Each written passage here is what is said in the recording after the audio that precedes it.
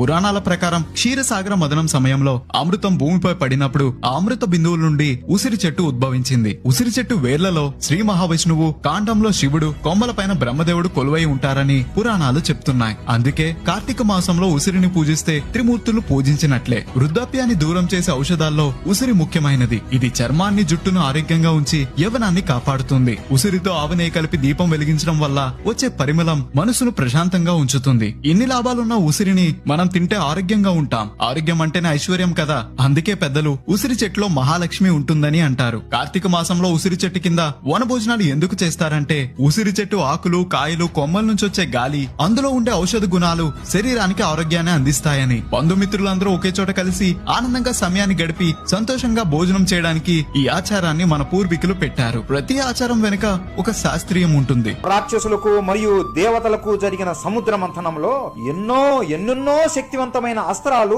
శక్తులు, విషాలు బయటికి వచ్చాయి. ఆ అన్నిటితో పాటు లక్ష్మీదేవి మరియు తన చెల్లి అయిన అలక్ష్మి కూడా బయటికి వస్తారు. లక్ష్మీదేవి సంపదకు దేవత కాగా అలక్ష్మీదేవి దరిద్ర్యానికి మరియు పేదరికానికి దేవత.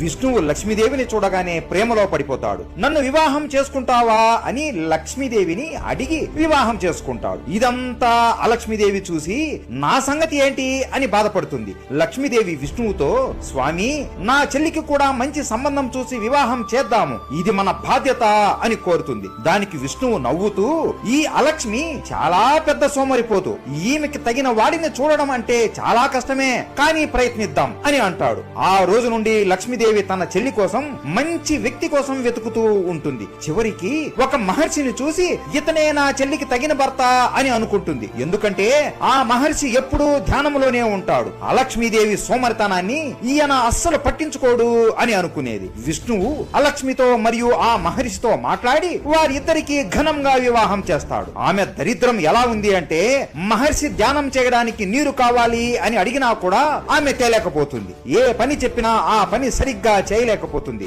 ఆ ముని ఆమె సోమరతనాన్ని భరించలేక నన్ను విడిచిపెట్టమని కోరతాడు. ఆ మాట వినగానే అలక్ష్మి గుండె పగిలిపోయినంత అయిపోయి ఏడుస్తూ పరిగెత్తుకుంటూ వైకుంఠానికి వెళుతుంది. మీరే నాకు వివాహం చేశారు కదా, ఇప్పుడు నాకు ఇలా జరిగింది, ఇప్పుడు మీరు ఈ సమస్యకి మీరే పరిష్కారం చెప్పండి అని ఏడుస్తూ అడుగుతుంది. విష్ణువు నవ్వుతూ, ఇక నిన్ను ఎవ్వరూ భరించలేరు అలక్ష్మి, నువ్వు ఒక రావి చెట్టును చూసుకుని దాని కిందే ఉంటూ నీ జీవితాన్ని గడుపు అని అంటాడు. అలక్ష్మి, సరే బావా, నువ్వు చెప్పినట్లే రావి చెట్టు కింద ఉంటాను, కానీ నేను అక్కడ ఒంటరిగా ఒక్కదాన్నే ఉండలేను, నన్ను చూడటానికి తరచుగా మీరిద్దరూ కూడా రావాలి అని కోరుకుంటుంది. సరే అలక్ష్మి, ఇక నుండి ప్రతి శనివారం మేము నీతో పాటు ఆ